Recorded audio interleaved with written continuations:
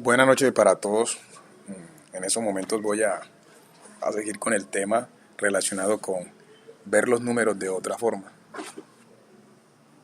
Bueno, en estos momentos voy aquí a trabajar en Word y en Excel. Recuerden que dije que el siguiente tema que iba a desarrollar era viendo los números de otra manera. Pero para poder entender los números de otra manera, poder entender el tema de manera clara, debemos de trabajar un tema relacionado, que es los criterios de divisibilidad y multiplicidad. Estos criterios consisten en hallar los números que son divisibles entre 2, 3 y 5, que realmente estos son los divisores básicos en lo que tiene que ver con descomposición en factores primos. Cuando hablamos de descomposición en factores primos, estamos hablando de hacer múltiples divisiones hasta llegar a 1. Los divisores que se usan para descomponer en factores primos, como lo dice la palabra, lo dice el título mismo, son los números primos. ¿Qué son los números primos? Los que son divisibles entre 1 y ellos mismos. Entonces, en esos criterios de divisibilidad tenemos lo siguiente. Primero, los números divisibles entre 2. ¿Cuáles son los números divisibles entre 2?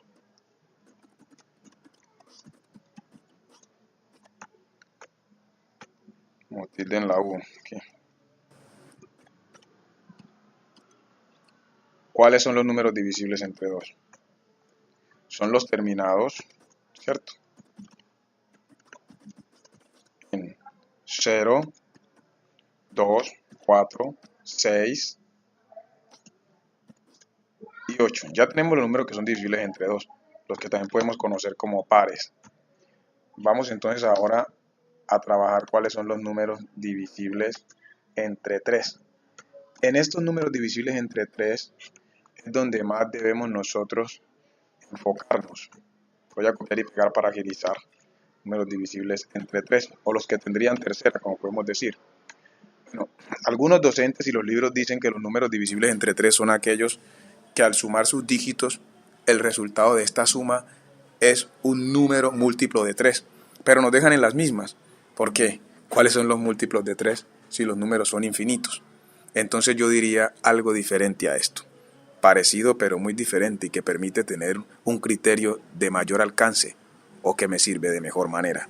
Digo lo siguiente, los números divisibles entre 3 o que tienen tercera son aquellos que al sumar sus dígitos, el resultado de esta suma está en el producto en la tabla del 3, es decir, en la última columna.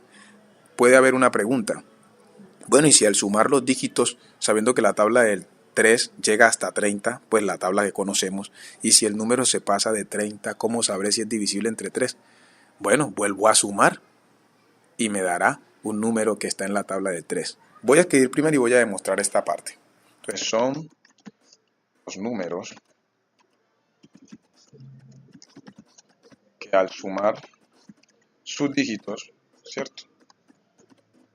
Coma. El resultado está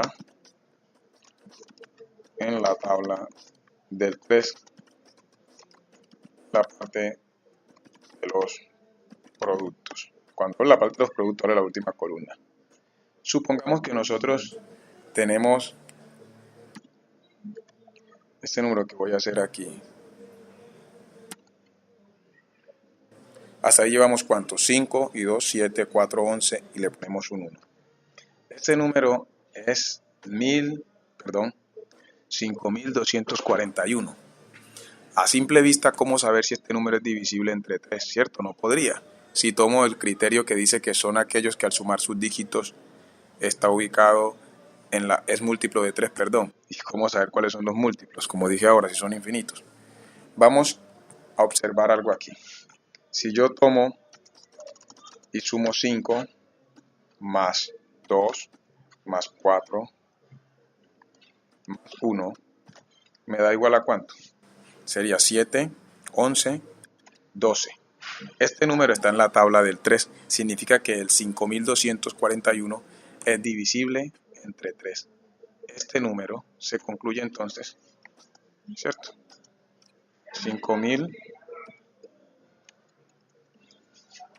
241 es divisible entre 3. Ahora, ¿cuáles son los números divisibles entre 5? Esto ya es más fácil. Copio, pego, modifico. Entonces, los terminados en 0 y 5. Estos son los principales divisores, y más cuando estamos hablando de descomposición en factores primos, que es la base para el caso 1 de factorización, que se llama factor común divisor, para el caso 2 de factorización, factor común divisor por agrupación, para el trinomio de la forma, que sería el caso 6 si lo hablamos por números, y el caso 7, que es también trinomio de la forma, pero es un trinomio de la forma de otra manera porque el coeficiente de la parte cuadrática es distinto. Eso lo veremos más adelante cuando estemos hablando pues de álgebra. Pero lo que quiero es que poco a poco vayamos entendiendo que la aritmética está directamente relacionada con el álgebra. Y si no entendemos la aritmética no podemos entender el álgebra. Bueno, la pregunta es, ¿por qué esto? Los números que no sean divisibles ni entre 2, ni entre 3, o 5 o 5, serán números que tendrán raíz cuadrada. De lo contrario serán primos. Voy a escribir eso. Si un número no es divisible entre alguno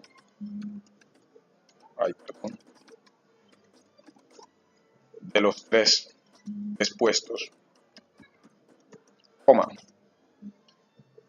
ya, no coma, digamos así, y no tiene raíz